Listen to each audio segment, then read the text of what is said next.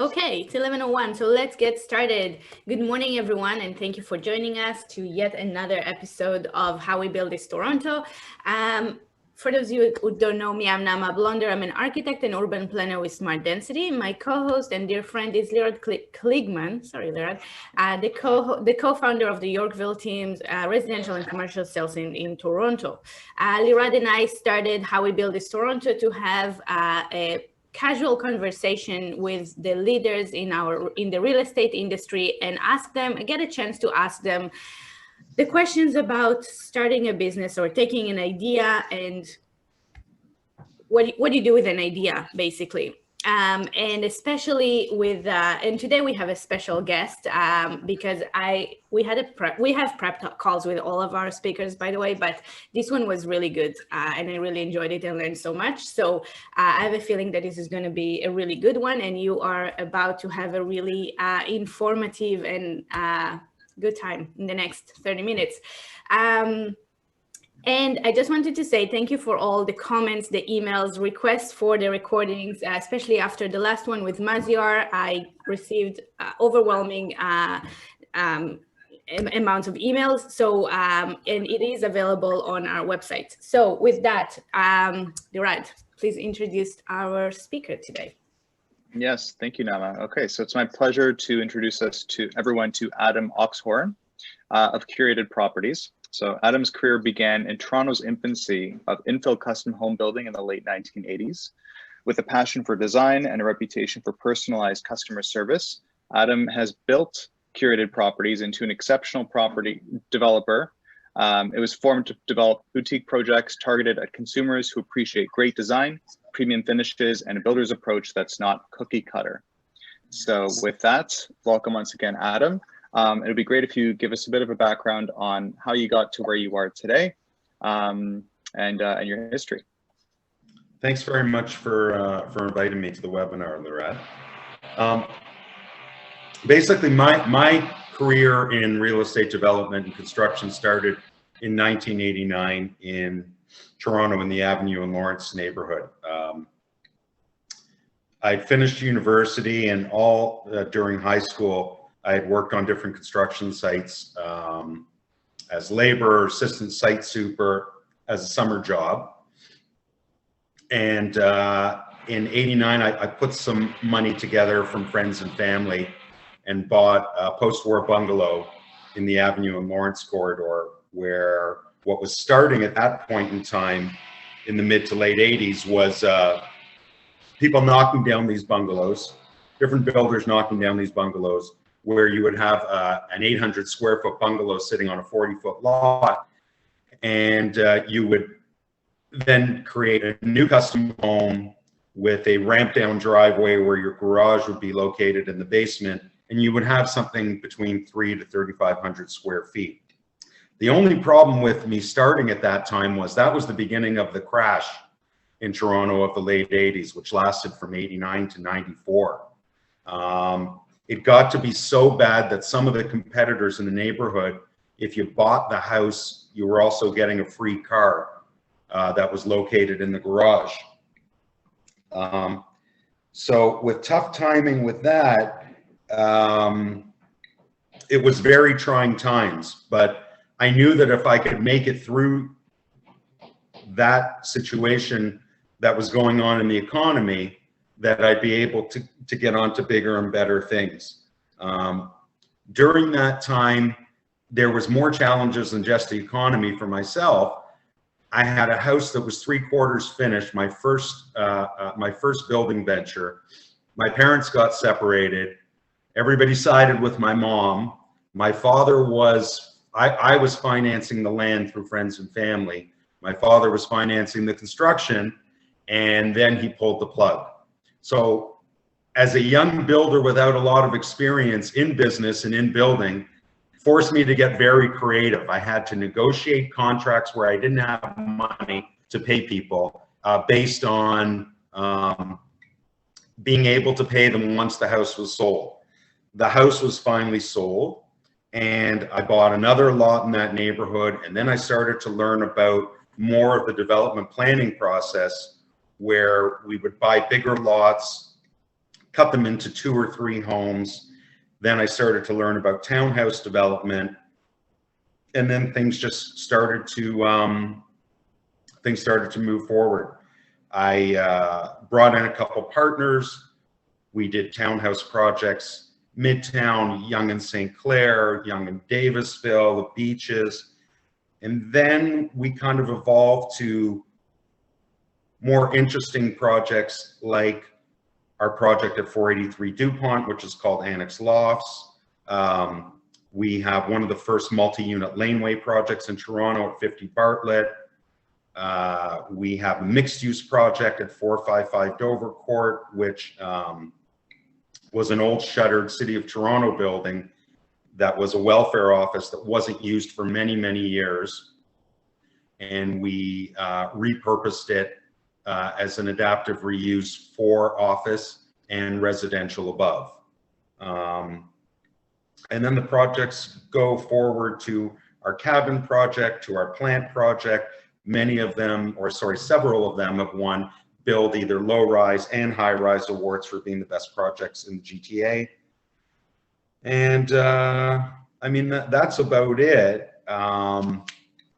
in regards to how we got to where we are. I think a couple things I could say regarding our success is we've always tried to be different, and we've always felt that to compete against the larger developers, without naming names, if you're a small guy, your design has to be better, your finishes have to be better, your look and feel of your marketing have to be better, because if you're not different, you're going to die. So I think that that has been one of the cornerstones of our success.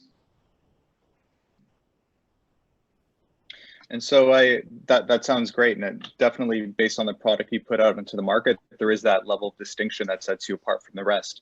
I want to go back to that time in the 80s where you, I don't know if you want to call it a personal crisis or sort of a big decisive point in your career. What was it that kept you going in the face of so much difficulty?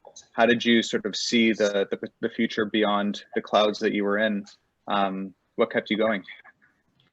Well, you really have no choice. Like when you're dealt with adversity, you're either going to put your head in the sand or you're going to try to overcome it, right? Some people would say that they would start drinking a lot. That wasn't really an option for me. Luckily for me, it was so early in my career, I didn't have a family to support, and I was still living at home. So you didn't have that added stress of dependence at the time. But there were other competitors in that neighborhood who were losing their inventory to their lenders. And luckily that didn't happen to me. I want to ask you, and sorry, maybe I'm like a little bit ahead of in terms of the timeline, but I find it very interesting. And every time I try to have a conversation with developers about different types of units, I get the same answer. Oh, the pro forma. Oh, we won't be able to finance it. Oh, the market can only hold, pre-construction sale for investors, and this is what the investors want. And it seems, not that it seems, you are bringing different units to the market. Well, I think that's a great question, Nama. I think for projects of a smaller scale, I think if you're talking about projects of 300 units or more, I think a lot of developers find themselves in a challenging position that momentum breeds momentum in regards to pre-sales and pre-construction. And Toronto has exemplified itself to show that you need that investor market to help create and sustain momentum. The lucky thing for us in our boutique projects is we're almost under the reverse situation, meaning 10 to 15%, sometimes 20% investor and 80% real people. Meaning people that are actually planning to live there for an extended period of time. So our designs, you know, always we try to meet the marketplace, and the marketplace in a lot of our projects is wide, shallow, natural light, creating better wellness through better design. So those are things like a strong outdoor connection. And we all know during COVID, because I know that there's been some projects launched in the past 6 months with no outdoor connection, and the marketplace doesn't want that. But even pre-COVID, I always found that there was a lack of larger outdoor spaces for homeowners in multi-unit projects. And I think part of the reason for that is when you look at a city like New York, large terraces are monetized for the developer. A lot of the times in Toronto, now it's been changing in the past 7 or 8 years, but if you gave somebody a 100 square foot balcony or a 500 square foot rooftop, they weren't really able to monetize it. So if a guy's looking strongly at his pro forma, he's going to have a problem just giving that away, because the layman might think it's very inexpensive to build that outdoor space. It's quite the opposite. It is expensive. So I'm getting a little bit off track, but you know, our cabin project at 45 Dovercourt, when we took it to some consultants and to one bank, they were like, wow, we've never seen this before. These are 2-story units throughout the building. I kind of call them townhouses in the sky.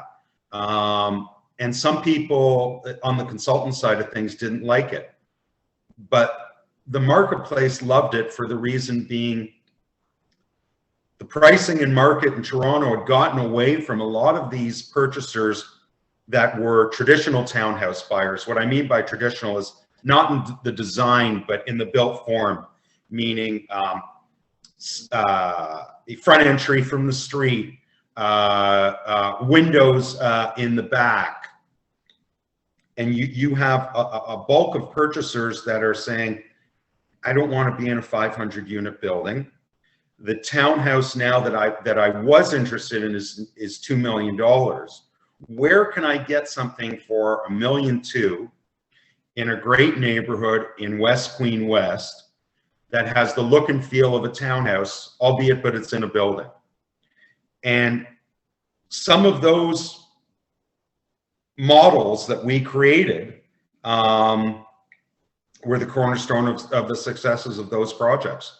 Whether it's that one, whether it's Lane House that was an adaptive reuse of an old boiler factory, and you didn't have views onto the street and you didn't have views into somebody's backyard. So we stress things like quietness, natural light, brick and beam finishes, etc. So there are some developers that are going after that market and some developers aren't. I can tell you a short, interesting story about our cabin project. At the time when we launched, most buildings in West Queen West were getting $575 a foot. When we launched, we were at $722 a square foot. The neighboring property was once upon a time a bakery factory for Dufflet, the famous pastry queen of Toronto.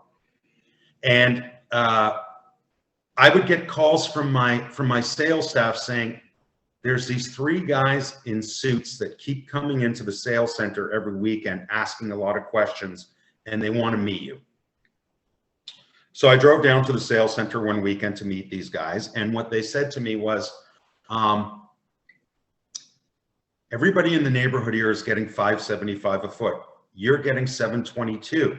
What are you doing? So I said, oh, hi, I'm Adam Ochshorn. Nice to meet you. And they introduced themselves, and they were Windmill Developments, who we eventually became partners with at Plant.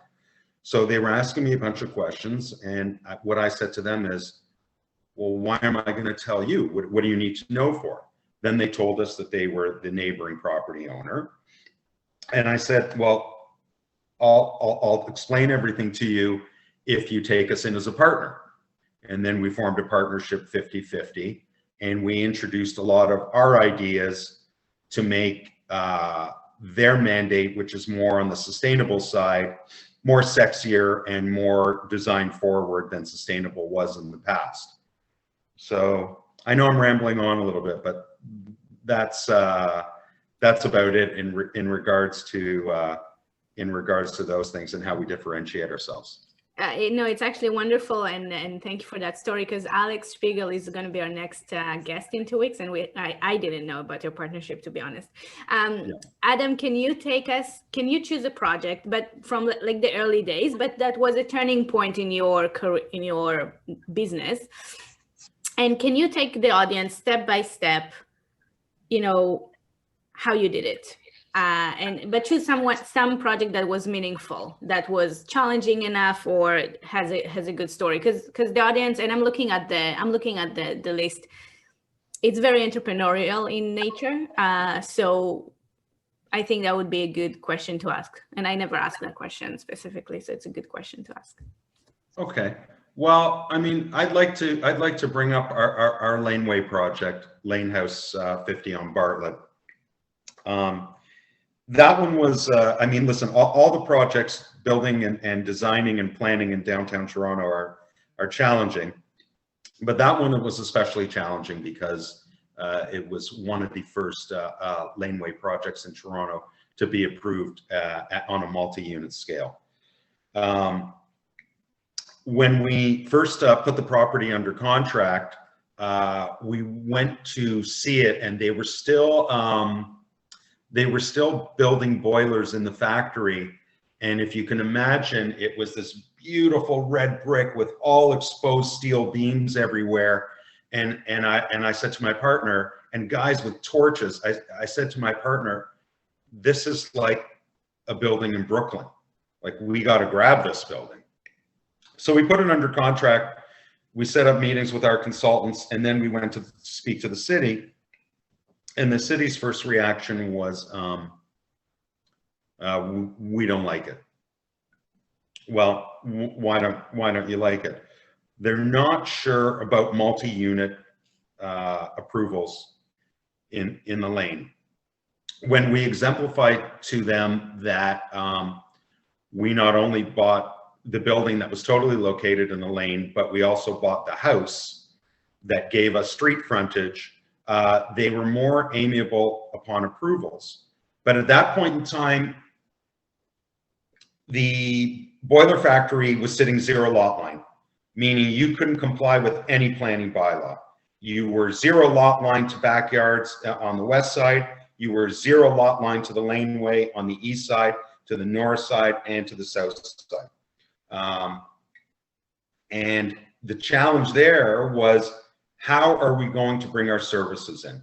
Because one of the city's main roadblocks at the time to laneway developments was sewer and water and fire route, and how are police going to get there?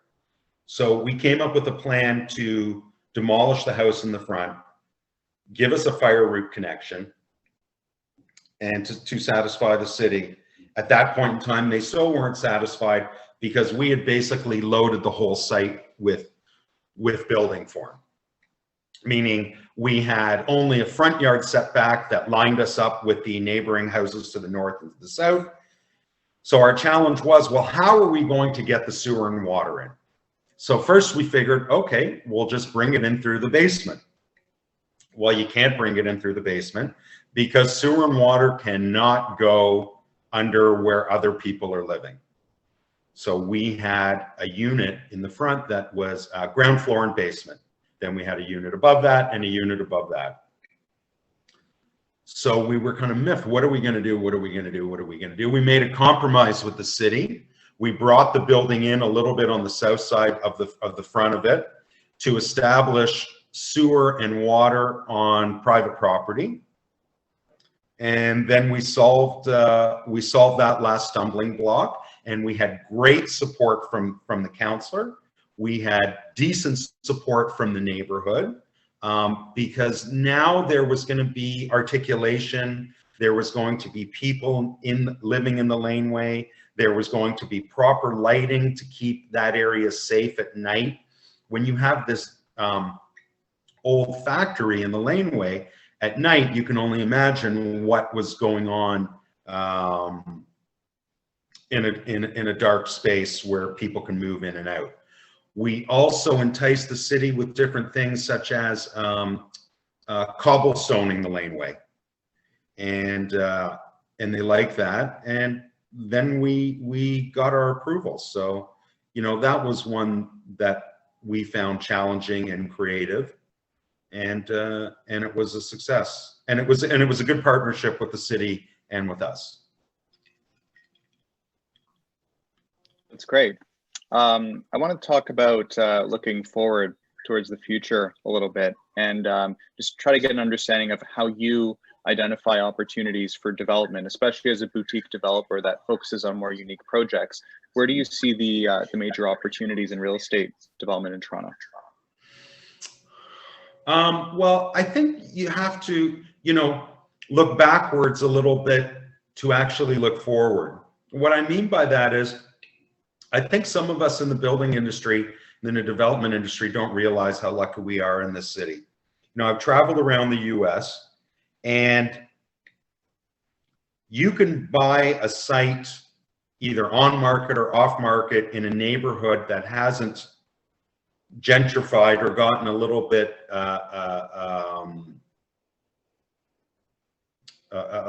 more updated in Toronto, and in 2 years that neighborhood can have a totally different look and a different feel. When you're in the States, I've been to some cities where a bad neighborhood could be a bad neighborhood for 15 years. So I think that there are emerging opportunities west. I think that there are emerging opportunities east. I can tell you, we bought a site in Parkdale. We're a big believer in Parkdale. We have a site coming up at King and Dufferin that will hopefully be approved for 16 stories. And we want to bring our non-commodity approach that we've had success with in the past to more of a bigger scale type of project. So better natural light, better HVAC, better finishes, better outdoor connection, but on a larger scale format project. So, you know, I think that there are a fair amount of opportunities in the city. The challenge is finding them.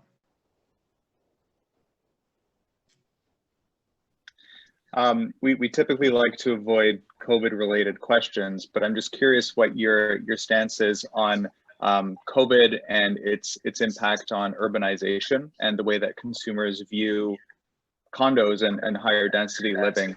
Do you think that, you know, this sort of shift towards more of a suburban preference is short term, or do you think it's long term? Do you think they're going to come right back to the city? What's your view on that? Well, I think that it's really short term. I think it's more of a panic mentality.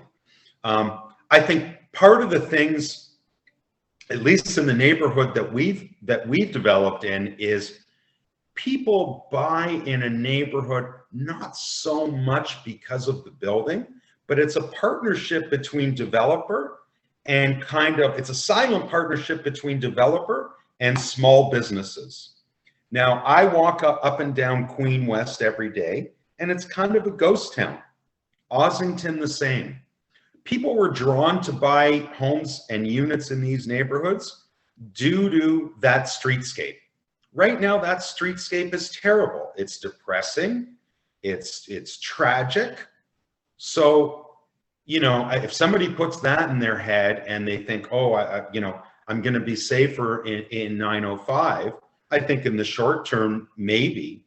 But I think in the long term, the city is always the city.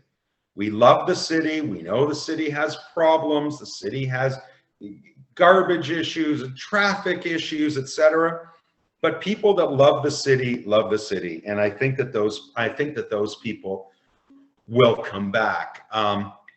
I think moving forward, I think the conscientious developers are going to have things such as better HVAC, more fresh air intake into suites, We're coming up with plans now where it's pretty interesting, in fact, where it's a cantilevered piece of millwork comes out of your island and creates your desk. So if you're in a smaller unit, or if you're in a family unit and people are at the dining table or people are in the living area, you don't want to have to work from bed with your laptop. So we're creating a desk area where you don't have space to have an office. You basically,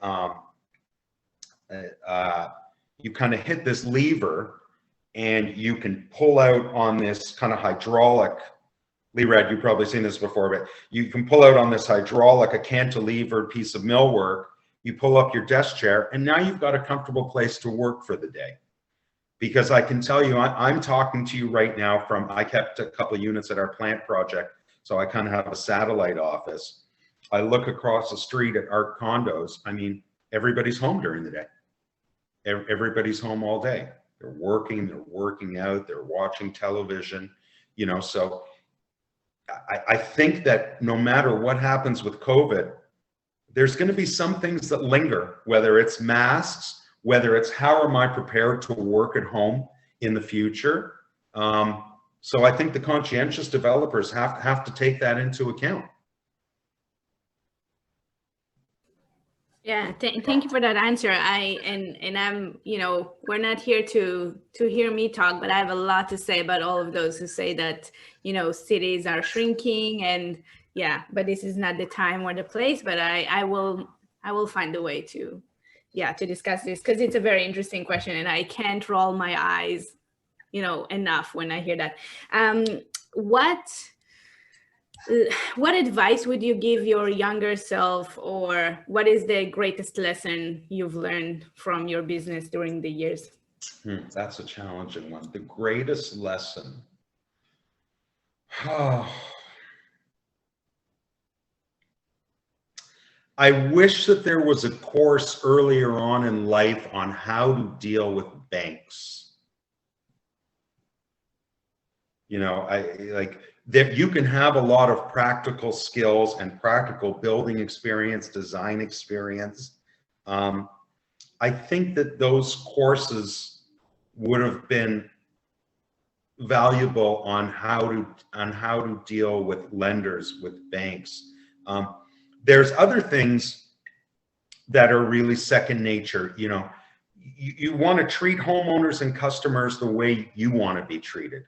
Those kind of things are easier. But I always found it challenging having a great idea, a great pro forma, and not really having practical experience on how to deal with banks. Let me think if there's anything else that I would advise my younger self. Stay in school? No, that was a joke. I don't know, Nama. You kind of stumped me. No, that was a good answer, actually.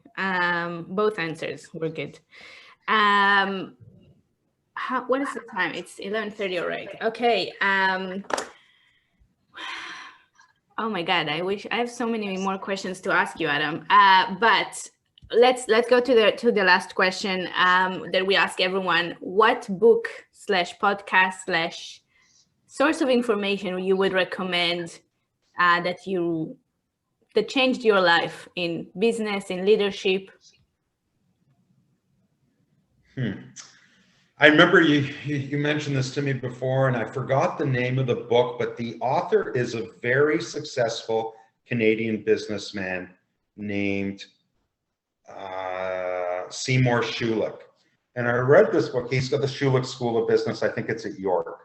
And I read this book, and what always stuck with me in this book for being a business success was, if you are entrepreneurial, try to be in a business where you're selling your brain power rather than selling an hourly commodity.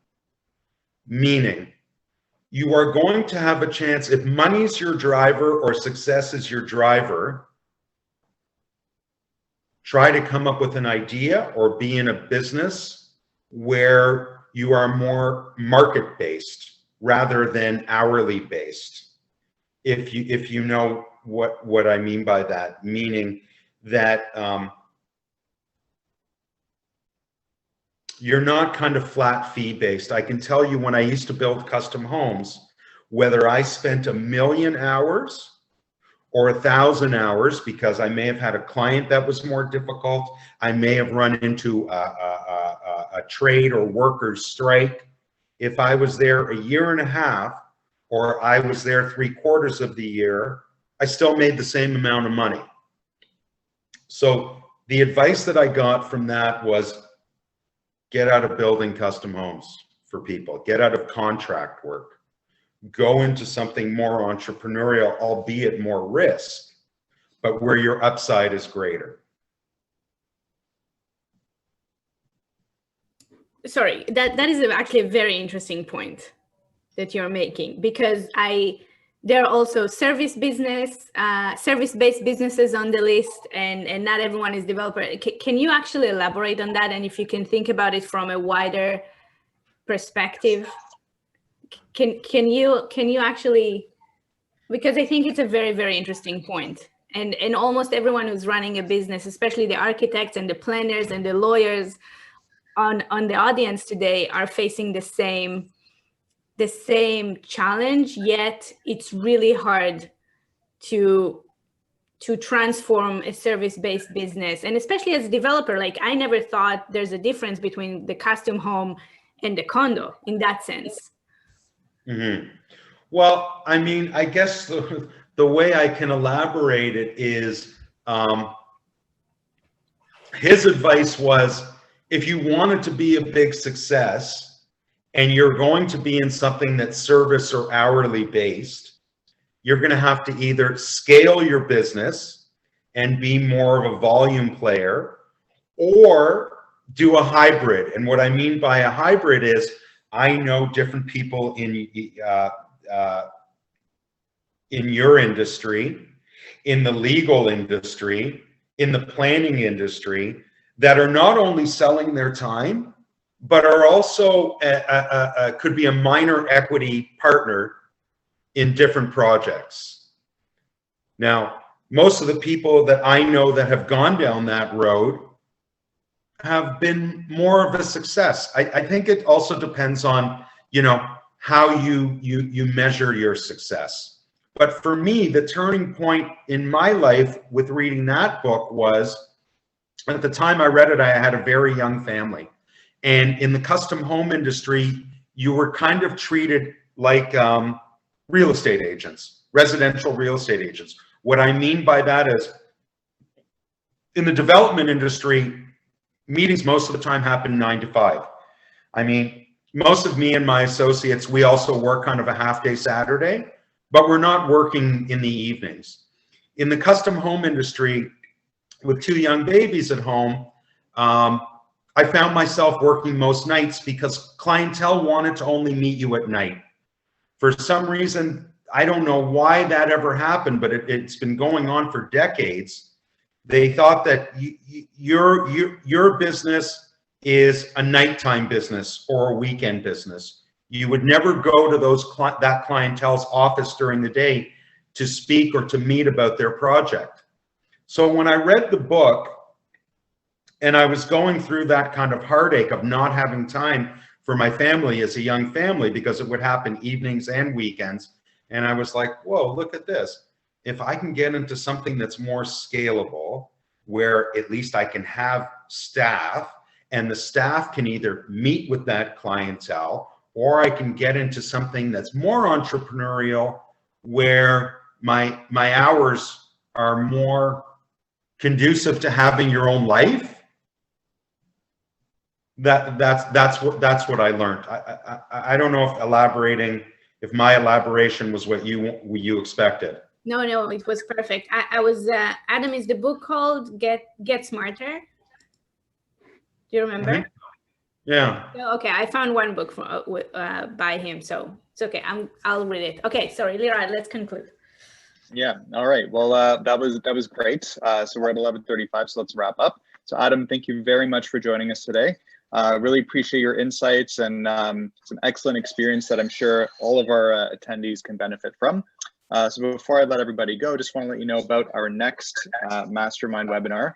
So we're going to welcome Alex Spiegel. He's partner at Windmill Development Group. And that's going to be next 2 weeks from now, Tuesday, November 17th at 11 a.m. So hope to see you all there. Coincidentally, they happen to be your partner on at the plant. Yeah, we're looking forward to that one. Very excited and hope to welcome you all then. Thank you. Bye-bye. Thank you. Bye. Very much, guys. Have a good day.